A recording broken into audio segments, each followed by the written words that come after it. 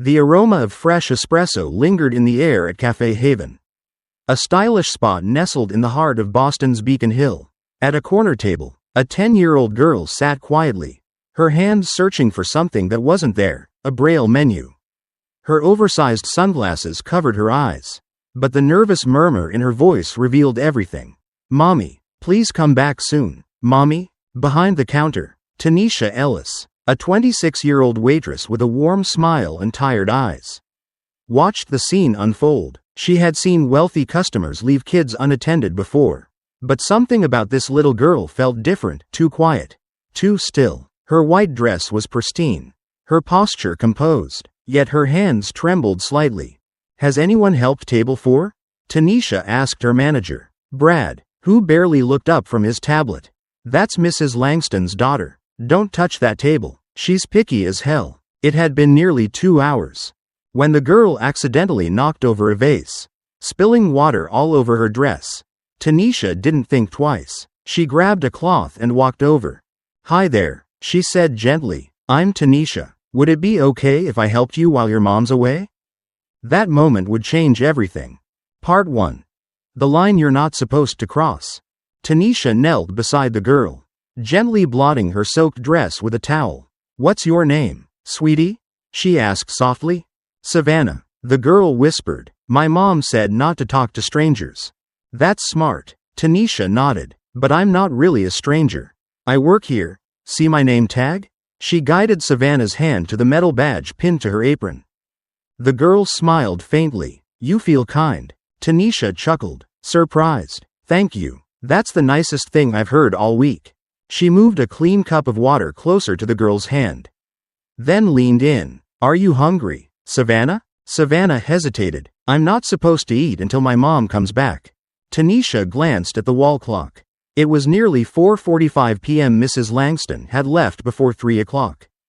"That's a long time to wait," Tanisha said gently. "How about a cup of hot chocolate?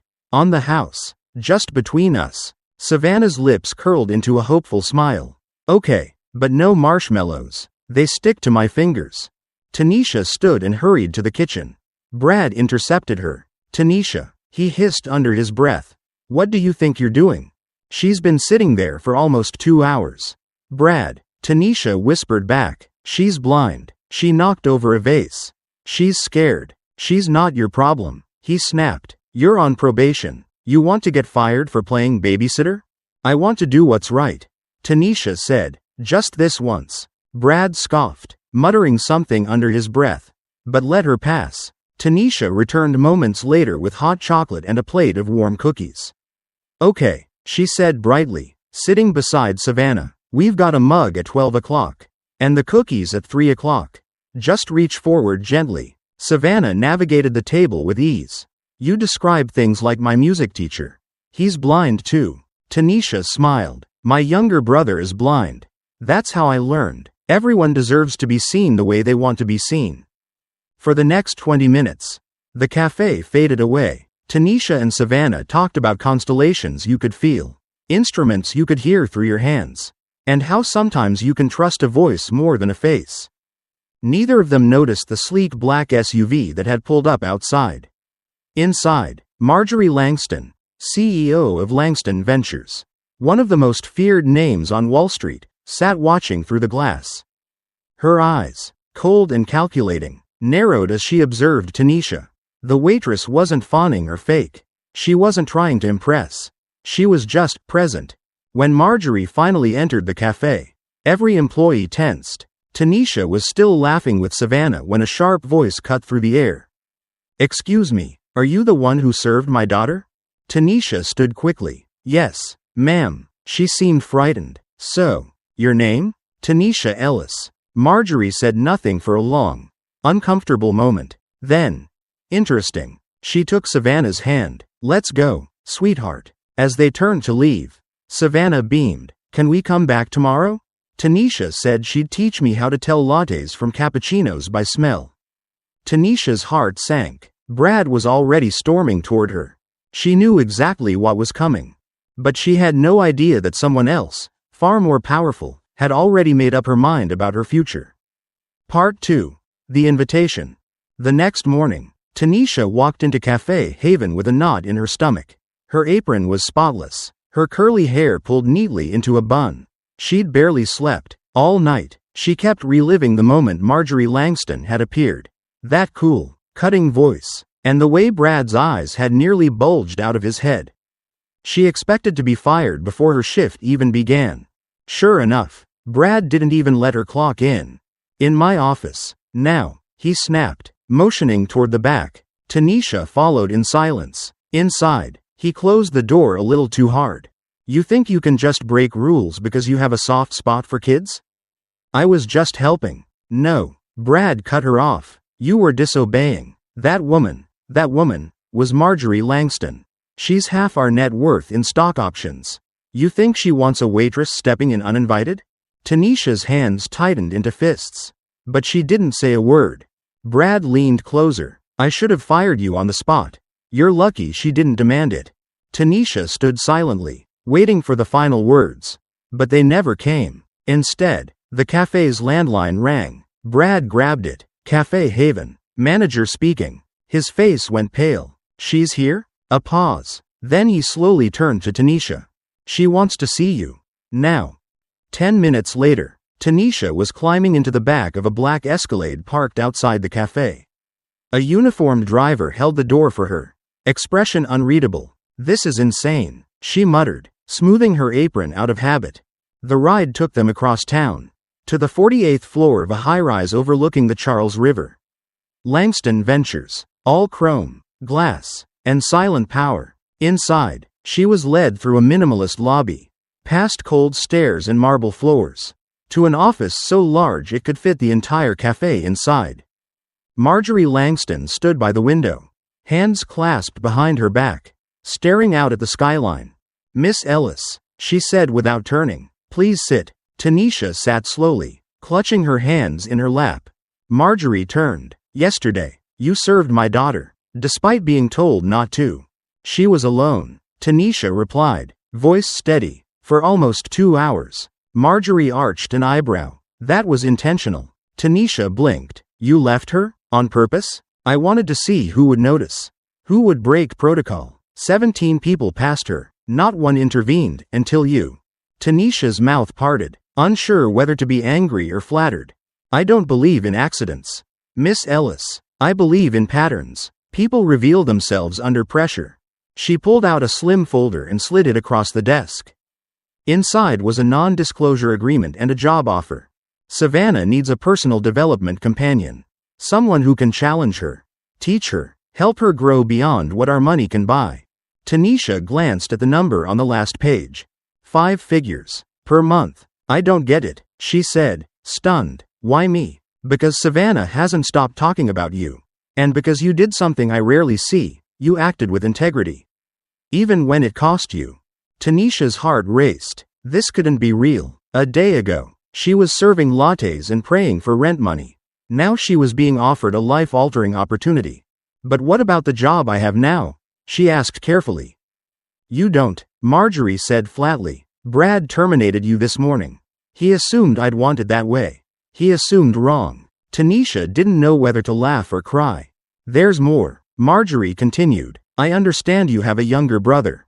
Daniel, blind since childhood, a gifted musician. Yes? Tanisha nodded slowly. He's 16, plays piano like it's part of him. Marjorie slid another folder forward. I've arranged an audition for him. Belmont Academy of Music. Full scholarship if he's accepted. Tanisha froze. Why are you doing this? Marjorie's expression softened. Just barely. Because I have more money than time. And because my daughter lit up for the first time in months, after talking to you. A pause. Then softly, she said, Tanisha made me feel like I wasn't broken.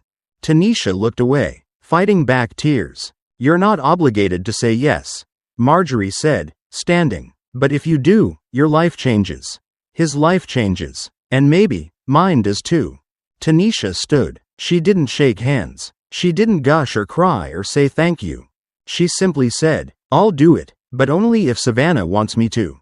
Marjorie nodded. She already made that decision. As Tanisha rode the elevator back down, the city looked different. The skyline hadn't changed. She had. And this? was only the beginning. Part 3. The Truth Behind the Glass. Tanisha's days shifted from rushing between tables to walking polished hallways in luxury penthouses and private schools. Her job? To challenge Savannah, teach her to navigate life with confidence, not just with a cane or by sound, but with her spirit. But behind the luxury and learning, something gnawed at her, a question that wouldn't go away. Why was Savannah blind? The official story said an infection. But Savannah, curious and candid as ever, once whispered while tracing Tanisha's cheek, "Do you think my mom ever wishes I could see her?" Tanisha smiled gently. "I think she's afraid of what you might see." That night, Tanisha found an old flash drive tucked between Braille books in Savannah's shelf. It wasn't labeled. She hesitated, then plugged it into her laptop. What she found made her blood run cold. News articles, legal memos, photos, all buried by time and money. A single headline stood out. Langston Ventures CEO involved in high-speed crash, child hospitalized. It was dated 5 years earlier. The article disappeared after one update. But one internal email caught her eye, from Marjorie's own brother, Alan Langston. The lawyers sealed it. The other driver settled. Savannah's diagnosis came through. The optic nerves, damaged beyond repair. "I warned you not to text and drive." Tanisha gasped. Marjorie wasn't just a powerful woman. She was the reason her daughter couldn't see. The next morning, Marjorie entered the private learning suite, her heels clicking on the tile. "Savannah has a press event at the Langston Foundation later," she said curtly. "Why?" Tanisha asked, meeting her gaze. "To parade her around like a cause?"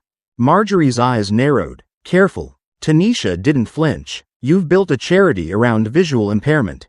But the girl you hurt? You never let her try to heal." Marjorie turned sharply. "What are you talking about? You pulled her from experimental treatment trials. Ones that gave hope. Why? She's stable." "No," Tanisha snapped. "She's broken by lies." For a moment, the CEO mask cracked. Marjorie stepped back, her voice trembling. "You think I don't want her to see again? I pray for it every day." "Then why stop her?" Tanisha asked. "Because, if she ever sees my face, she'll remember." Marjorie whispered. "She'll know. And she'll hate me." Tanisha stepped closer. "She already knows something's wrong.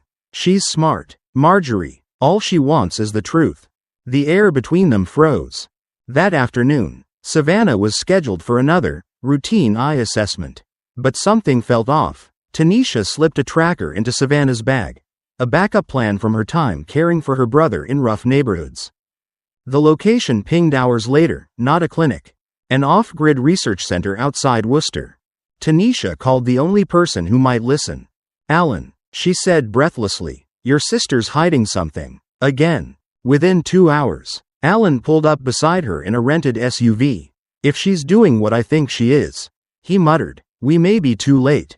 When they arrived, Savannah sat alone in a cold room under artificial light, confused but calm. Through a glass window, Marjorie argued with a doctor. "She repeats these exams every 6 months." Alan whispered. "She hires specialists to confirm nothing can be done, even when progress is possible." Tanisha stormed in. "You're done," she told the doctor. "She's not your lab rat." Marjorie turned, face white with fury. "How dare you come here?" "It's over," Alan said, holding up a manila envelope. "The accident, the cover-up, the suppressed treatments, it's all here." Marjorie's shoulders dropped. Her eyes met Savannah's. "Mom?" Savannah's voice was quiet. "Why didn't you want me to try to see again?" Silence. Then, tears. "I was scared," Marjorie admitted, her voice cracking. "Scared that if you could see me, you'd see what I did. And hate me for it." Savannah stood slowly, navigating by instinct, and reached her mother. She touched Marjorie's face gently. "I never needed to see your face to feel your guilt. But I deserved your truth." Tanisha watched as a woman built on image crumbled under the weight of reality, not by scandal, but by her daughter's quiet strength. And in that moment, Tanisha realized something even more powerful than truth had just happened, a shift in control. Savannah, a girl used as a pawn in her mother's power games, had just taken her first step toward being seen and heard on her own terms.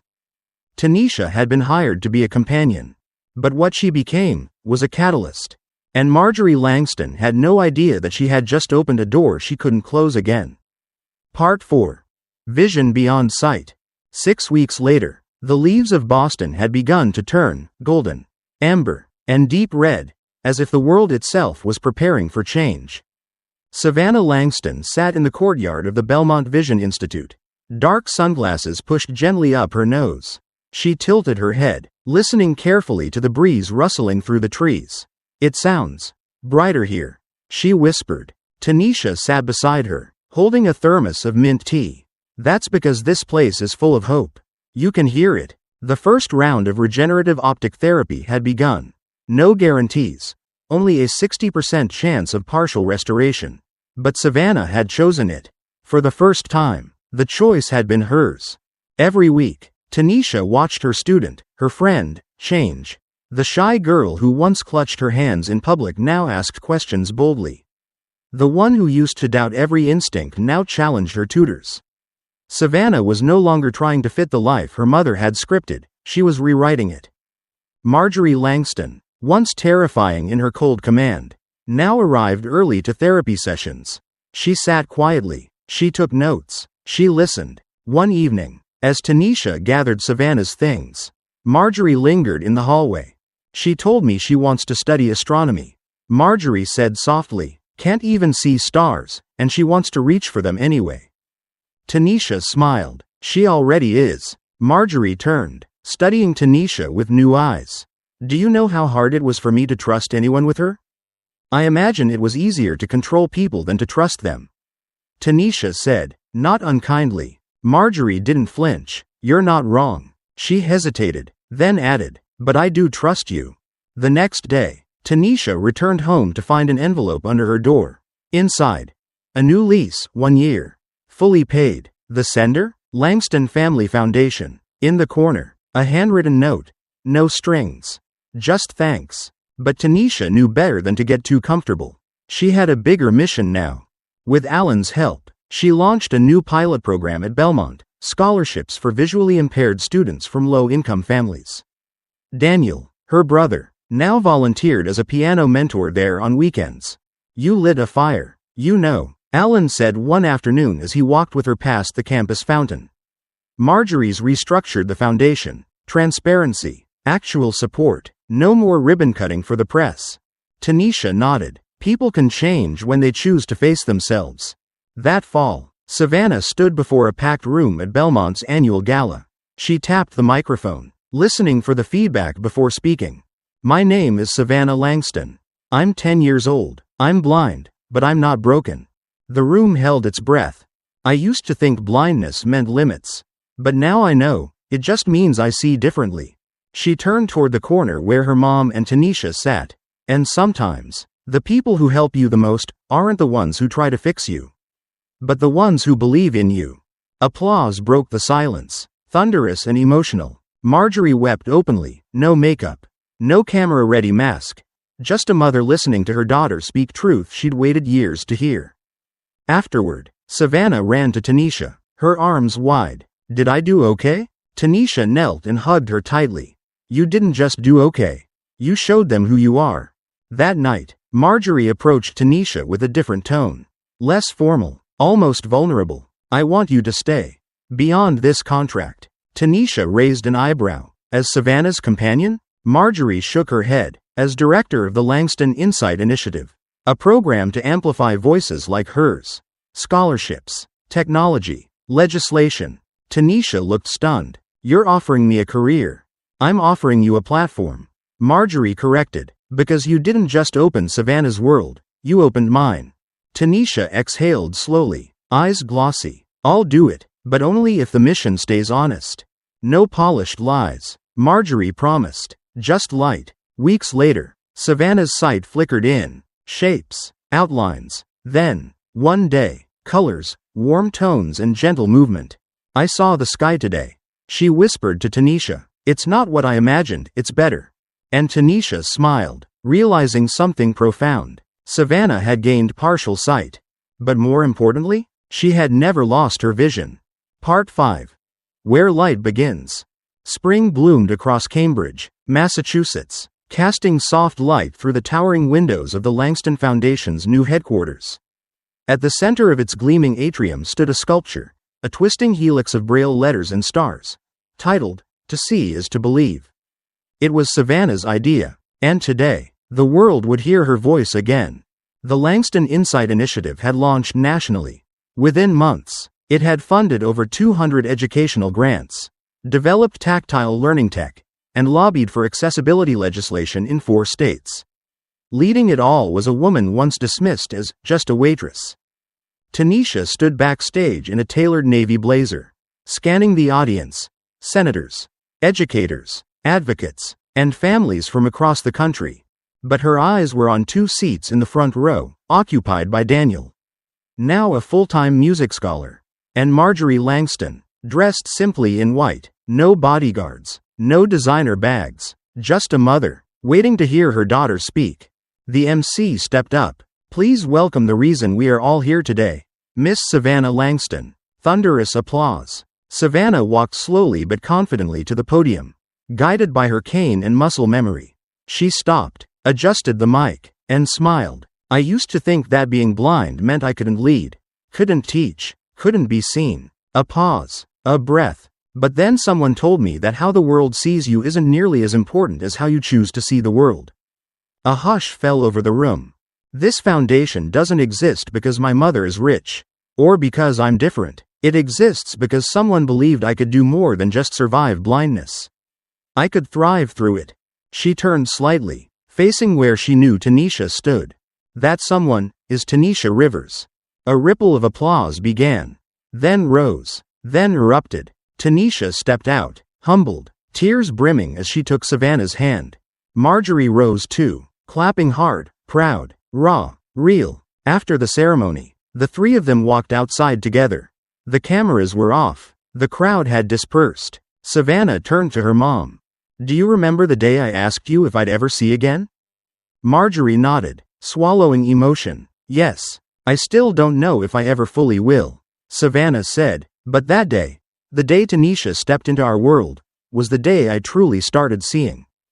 Tanisha reached for her hand, heart full. Marjorie looked at both of them. "You changed us," she said softly, "both of you." But Tanisha shook her head. "No, you made a choice, Marjorie, to stop hiding, to be a mother, not just a protector. That's what changed everything." Later that night, in the quiet of her office, Tanisha stared at a framed photo on her desk. Her, Savannah, Daniel, and Marjorie, smiling under a banner that read, "Insight, Integrity, Inclusion." She looked down at a new invitation in her inbox, a keynote speaker spot at the National Vision Equity Summit. The subject line read, "Because you saw what others didn't."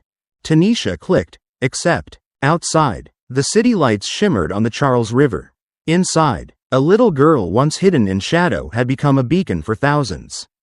And Tanisha? She had learned that you don't have to be born powerful to change lives. You just have to see people, really see them. The girl who once scrubbed cafe floors now stood at the helm of a national movement. Not because someone gave her a chance, but because she created one. And maybe, just maybe, someone watching her story today will be inspired to do the same. You don't have to see it to believe it. Sometimes, life doesn't change in a spotlight. It changes in silence, in the moments no one's watching, through a simple act of kindness, a decision to care, or the courage to see what others choose to ignore. Tanisha wasn't rich. She didn't have power or a platform. But what she had was rare, the ability to see the worth in others, especially when the world had forgotten them. The moment she chose to help a blind little girl alone at a cafe, everything changed, not just for Savannah, but for Tanisha too. This story reminds us of something powerful. You don't need to have much to make a difference. You just need to care enough to notice, to look deeper, to act when no one else does. Somewhere out there, someone like Savannah is waiting for someone like you to step up, to show up, to believe. And if you've ever felt unseen or underestimated, remember this: your story isn't over. Every quiet act of compassion you offer today could be the seed of a miracle tomorrow. If you believe that, drop a yes in the comments. Let us know you're still here, still listening, still believing. And hey, Don't forget to hit that subscribe button. Because more stories like this are coming. Stories that remind you that you matter. You're seen, and you are never too small to change the world.